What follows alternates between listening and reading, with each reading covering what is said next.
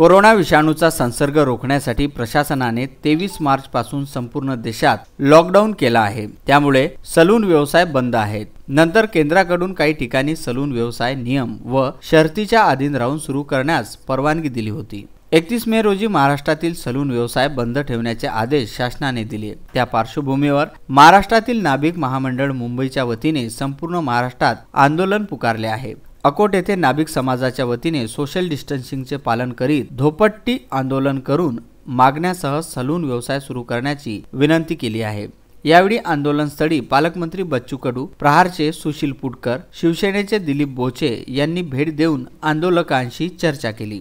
पालकमंत्री यांच्या आश्वासनानंतर आंदोलन मागे घेण्यात आले। नाभिक महाराष्ट्र मंडळाचे जिल्हाध्यक्ष संजय भट्टी, संतोष हिरपूरकर, राजेश नांदुरकर, गजानन पळसकर, मयूर पळसकर, हरिहर पळसकर, राजेश अंबुलकर, गोपाल रुद्राकर, गणेश निंबोरकर आदी बहुसंख्य समाज बांधव उपस्थित होते।